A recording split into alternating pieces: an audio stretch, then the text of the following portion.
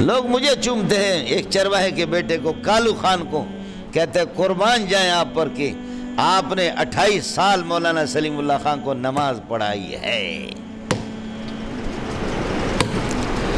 سمجھ شریف میں ہے کہ نہیں؟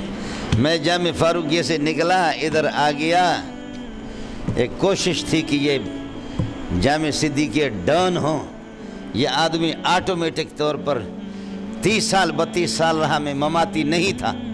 سمجھ شریف میں؟ ادھر آنے کے بعد پھر یہ ہے کہ کچھ آپ کے مناظرین جو ٹکے کے بھی نہیں، آپ سمجھا کریں ان کو، سمجھے؟ انہوں نے مشہور کر دیا کہ مولانا سلیم اللہ خان نے اس کو نکالا، یہ مماتی تھا، تم پہ لعنت بھیج سکتا ہوں کہ بے غیرت دنیا کا، جس نے 28 سال 30 سال میرے پیچھے نمازیں پڑھی ہو۔ میں پاگلوں کی طرح جھوم جھوم کر کے قرآن پڑھتا تھا مجھ سے، سمجھ شریف میں ہے کہ نہیں؟ جھوم جھوم کر کے، اور اس نے بھی حضرت جی کے الفاظ تھے، مہمانوں کو کہتا تھا کہ ہمارے جامع فاروقیہ میں 2 سال سے زیادہ کوئی امام ٹکتا نہیں ہے، اور ہم کسی کو چھوڑتے بھی نہیں ہیں، امام پکڑے جاتے ہیں، اور یہ ہے کہ اللہ آپ کا بھلا کریے کہ ہم امام کو بہرحال نکال دیتے ہیں، پابندی نہیں کرتا، کچھ بھی نہیں کرتا، کوئی سلسلہ ہوتا ہے ہم نکال دیتے، تھک جاتے امام سے۔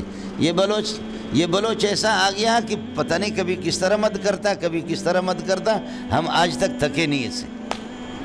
جی ہاں، پاگلوں کی طرح آدھا پارا فجر کی نماز میں پڑھتا تھا، بول صاحب آدھا پارا پڑھتا تھا۔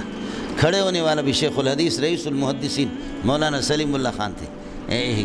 پنجپیری ہے، پنجپیری مولانا پنجپیری ایک بہت بڑے عالم تھے، حضرت اقدس شیخ القرآن۔ یہ ہمارے اکابرین، تمہارے جیسے خنزیر تو نہیں ہوں کہ اکابرین کو گالی بھی اس طریقے پر دے دو، سمجھے؟ ٹکے کا آدمی تمہیں آتا ماتا کچھ بھی نہیں ہے، نہ امیر مناظر اسلام بنا ہوا، مشہور کر دیا مولوی صاحب۔ کچھ بڑا پڑ گیا؟